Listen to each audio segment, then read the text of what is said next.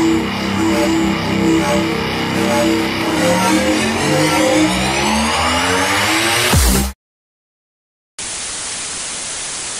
going on? My name is Dre. Hey everybody, what's up? It's Joey, man. My name is Zielenkievicz. I'm Jarret Redding. Yo, this is Megaran. Hi everybody, my name is Rob, aka Mr. Midas. And I don't always play video games, but when I do, I make a Dreamcast.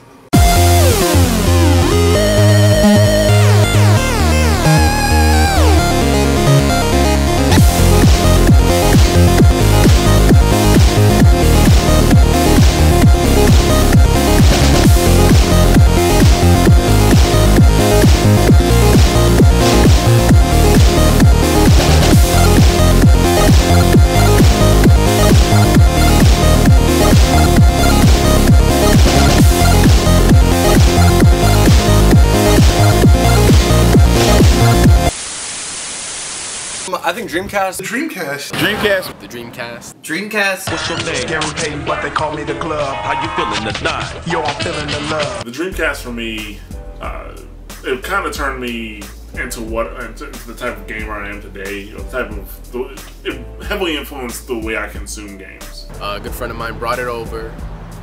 Like, you know, any other good friend you'd have growing up playing video games, like, hey, I got something new, we're playing it.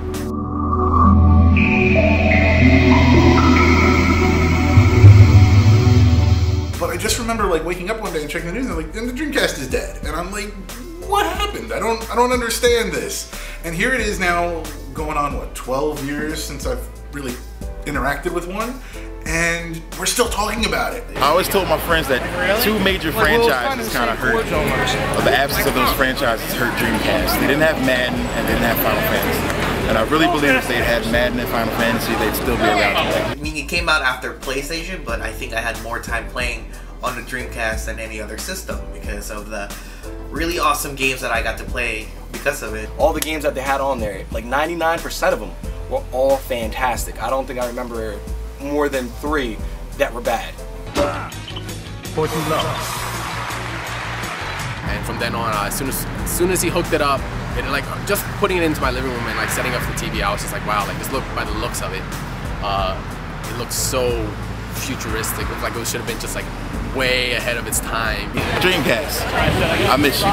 Controller, could use some work, but greatest system of our era, hands down. Dreamcast for me, definitely, that's what it was for me. It is the system that turned me into like a gamer, from a gamer to a hardcore gamer.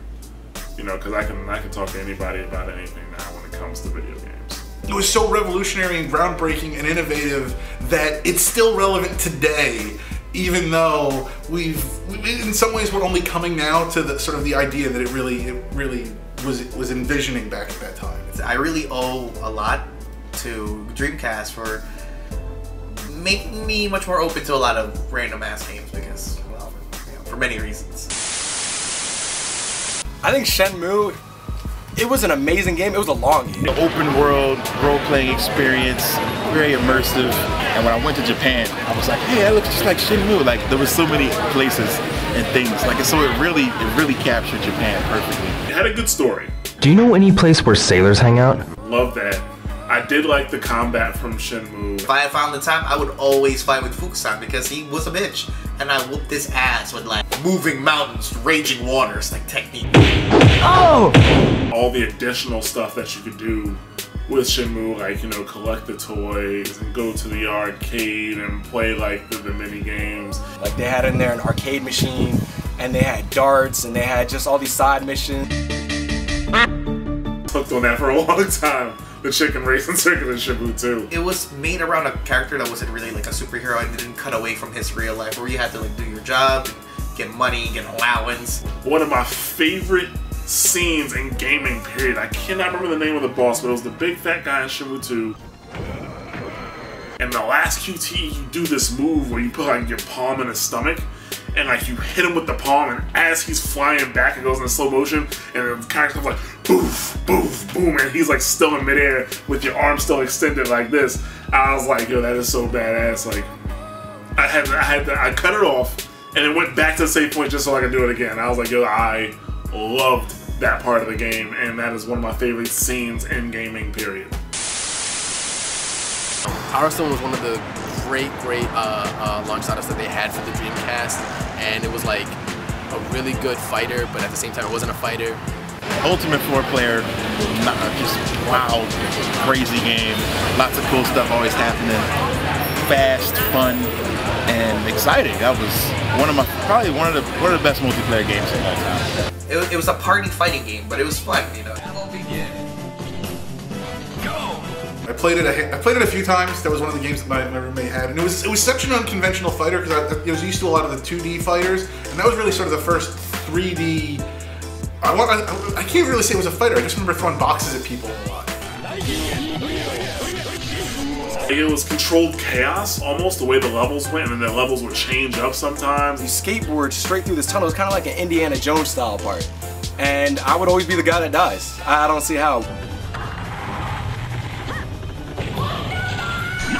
What I liked about it because it was just fun. It was hype. It was something that get the players to really get hectic and enjoy what they're watching, but at the same time have fun what they're playing. And once you got those 3 gems and you transformed your character, you knew like whoever was next to you or whoever you beat to race to get that gem is about to just get fucked up.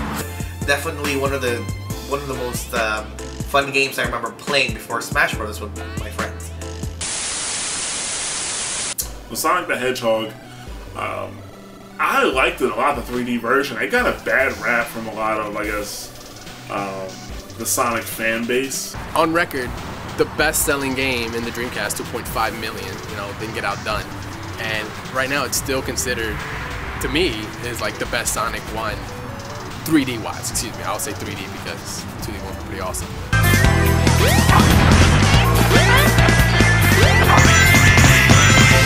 Yes, but I love Sonic Adventure. And I guess maybe because I went in expecting it to be different. I mean, you're talking about going from 2D to 3D. Homing in on your enemies and actually moving them around where it like felt so fluid that it's kind of messed up that the Sonic games nowadays, they can't get it right, but Dreamcast, no, that dead console got the Sonic 3D thing down.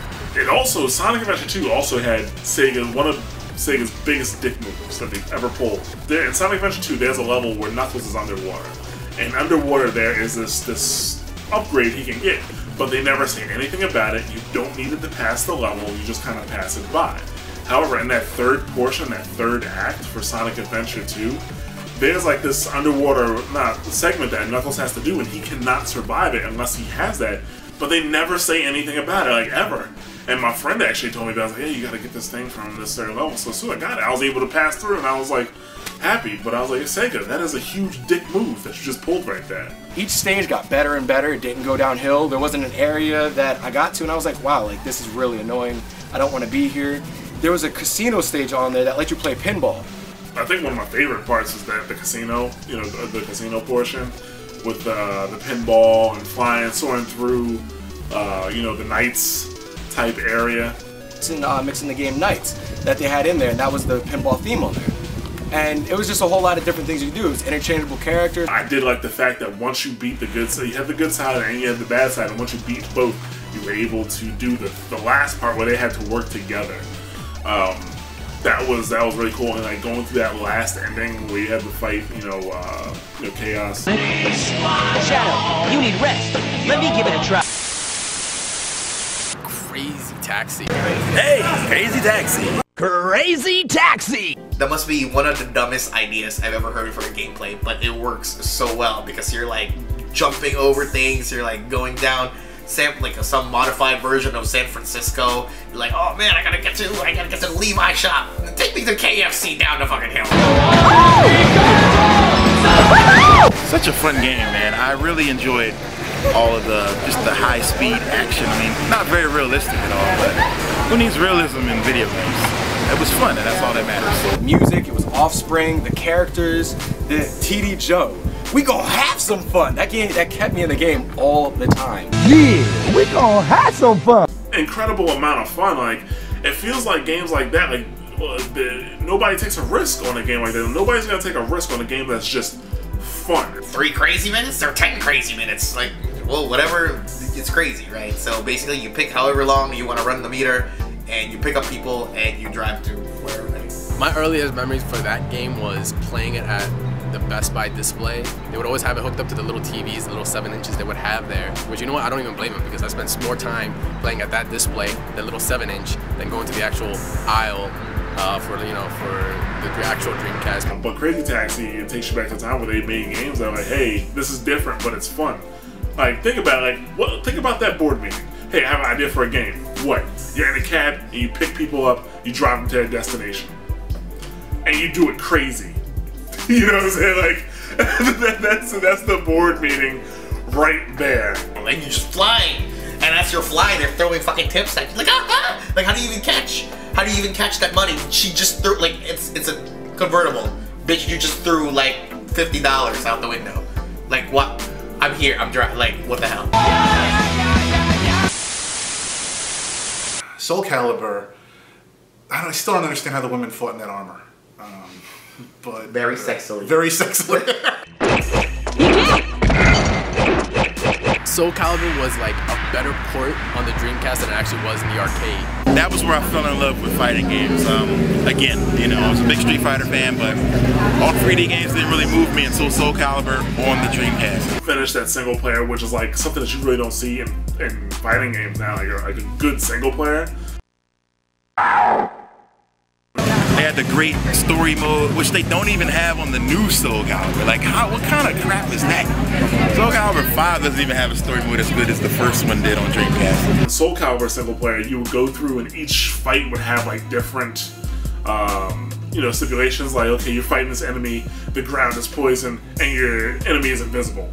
Basically, the game was just such a really well-polished arcade port, and not only that, they added so much more content to the single players. That was a lot of fun. That was a lot of fun to do. It kept me, a person who wasn't big into the fighting genre, who doesn't necessarily like to fight, you know, other people. You know, my friends would come over sometimes and we'd fight each other, but that wasn't my big thing. Like, you know, I wasn't looking at it, but it kept me engaged in the game. It kept the game in my console. VMUs. It's the Sega Tamagotchi. I mean, I'm sorry. The Dreamcast was ahead of its time, and the VMU is exactly what I'm referring to there. I remember growing up, the VMUs, I would always take them to class because I put my chows from Sonic Adventure on there. Import your chow, bring it over to your friend's house, hook it up in there, have them, you know, do martial arts against each other, and have them like roundhouse kick your chow off the ring and shit, which, you know, and then you left home with it, so you were just like, yeah, I'm taking my champ, I'm fucking going home. I'd just be feeding my chow, and the teacher would look over and be like, Rob, what are you doing? And I'd be like, oh, nothing, nothing. And he finally caught me, and he was like, oh, what is this? I'm like, it's my own child, it's my baby. What we're looking at now, you've got the Wii U, you've got Smart Glass, and you've got even Sony talking about how the Vita is your second screen. And so right now, everybody's on board with the second screen concept, and here Sega was doing it 12 years ago.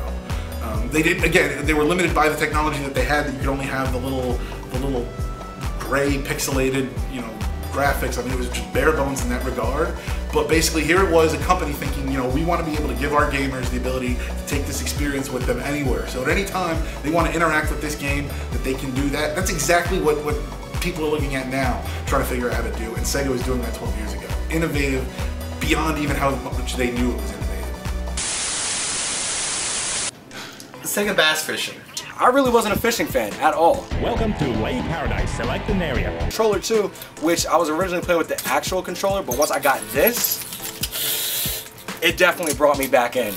I'm sorry, Dad, for never going with you fishing, because it's boring as shit. I understand. I remember one time you saw me play this game, and you were confused. Like, why the hell would you play this game instead of coming out and go fishing? You know how fucking cool it is to pull up like a 16-pound bass? Is that even possible? A bass at 16 pounds? Well, and I could see it. It's just fun. It's not. I'm not sitting in the middle of New Jersey in some stupid ass lake watching the little thing bob up and down. Then when I pull it, it's a fucking shoe that I get. You see the waters around here in New Jersey? It's dirty. There's no fish here. What are we fishing for? When have you ever come back home with fish? Never. But you know I did. 60 fucking pounds. Jet Grind Radio was cool only, not only because, but it's like the main thing that drew me to this game was the art style. Graffitiing up just cities and stuff like that as cops chased them, and would use a stick to control his hand motions, and there was just, you had to do it in that way or it would mess up and just make you start all over.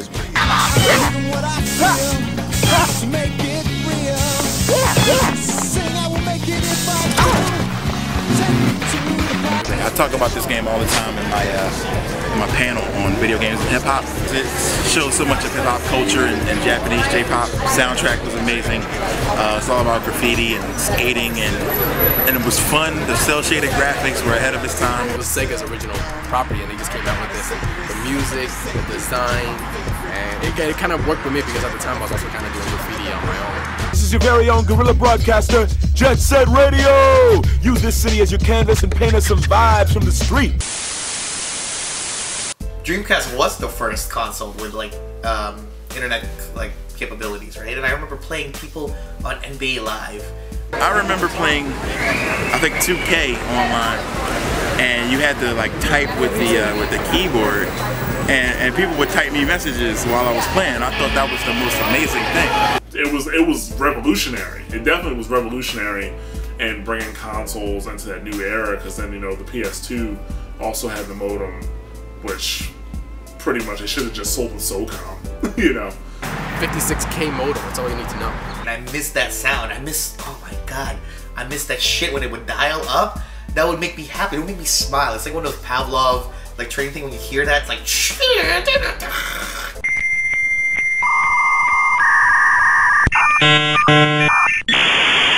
and it goes, it makes me smile because I know, oh shit, I'm ready to play online, Fancy Star online, or I'm gonna download some hentai pictures to be my jet grind radio, like, you know, graffiti. Again, the first console to offer internet connectivity, and it was built in. You didn't even need an adapter for it. I mean, it took us till the PS3 or the Wii to get that. On some of the other consoles, you had a console with the internet built in, and I mean, it was amazing. It allowed for amazing things. Yet at the same time, that is what enabled that whole hacking and pirating and bootlegging community to just gut the system. And it's they were sometimes being ahead of your time can be dangerous, and I think that's one instance. Whenever I think of my childhood, I'm gonna think of Dreamcast. It had a warm feeling, it had a fun, childish feel to it, and it was something that all your friends could play, that all their games were spot on. I was really sad when they told me that they were doing discontinue it, and I was just sitting there, my mom told me, Junior, yeah, they're discontinuing the Dreamcast. I looked and I was like, dang, Mom, I'm like, alright, I guess. And it was just a dad day for me. The Dreamcast was a fantastic system. Boom. Man, I love the Dreamcast. I think if they decided to bring it back today, I would still solely buy it and still convince people to buy it like I did back then. I guess I have a bit of a soft spot for it because the way I got a Dreamcast is that I wanted. I got a completely free Dreamcast. I was in college, and GameSpot.com had a contest. If you found a certain thing on their website, you would get a free Dreamcast. And I found something, and then I was like, I don't believe this. And then, like, I don't know, 6 weeks later, I got a Dreamcast coming to my dorm, and I was like, oh my god, Sega's the greatest! So, ever since then, Sega's been okay with me. I mean, they just had some great innovative titles, and I really miss the Dreamcast. The Dreamcast, man, if you didn't live in that era when it dropped, and you knew what the fuck the future was all about, and you're like playing now, and you're just like Xbox Live, PSN, and like, you know, Nintendo doing their network thing and following consoles that they're coming up with. Dreamcast had it all, what is it, 13 years ago? So, you know, Dreamcast, pick it up if you ever find one. So in the end, Dreamcast, thank you so much. You have been a big part of my life, and a lot of people too. And I think Oya, or whatever it is, like a completely hackable whatever console and shit like that, maybe it learned something from you, you know, because you were too smart. You were too smart for all of us, because you were always thinking. So, Sega Dreamcast, I love you. One single decision would have changed the face of gaming as we see it today. DVD player in the Dreamcast would have changed the face of gaming. I can guarantee you that, because first of all, the PS2 would have had competition. The PS2 would not have completely dominated for years. Like, think about it. Like, once the PS2 came out, it buried the Dreamcast because of that DVD player, thanks to Japan. So you have this long period of time where you don't have fucking like any games, like, well, any competition. and the PS2 just steamrolled. And so now PS2 has competition. Xbox, I don't even think really makes it off the ground. And Sega's still in the game. A pure game company, not a media company. You have like will be two Nintendos now, you know? So one single decision changed the face of gaming. We should make a series out of that. I wish Sega was still making consoles, because God knows what they would be doing. If they had the vision to put all of these features like the VMUs and the internet connectivity in the Dreamcast, that's still thinking, God damn it, it is still thinking. If they had the vision for that, who knows what they'd be doing today? I think as much as we try to look at Nintendo for innovation now, Sega went nuts, and they did everything. I only wish they could have stopped the piracy. That's the only thing that really did them in. It's a shame. It's tragic. You're so you're so amazing and so futuristic that you don't even realize that that's what's going to kill you. And I think we're all better for having had the Dreamcast as a system in the economy, and I can only hope that we'll get something like that again someday.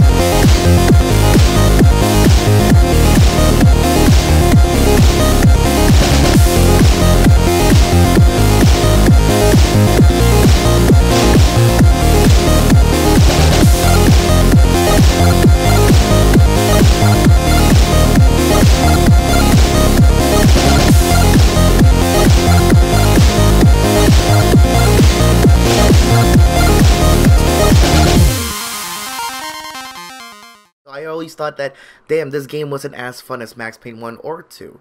And, and people could argue with me in the fact that, hey, it's supposed to be like that. You need to cover, you need to blind fire, and you pick your shots carefully. You don't throw your life away like that. Well, Max Payne isn't supposed to be like a wartime shooter. It's not supposed to be realistic. He's a Hong Kong John Woo action star type of character. You're supposed to jump into the line of fire. You're supposed to dive and roll and do crazy action stunts and, melee people in the middle of a gun battle. That's what he is. Max Payne wasn't no pussy. He was supposed to be there and just shoot people and be like, you ain't gonna do shit.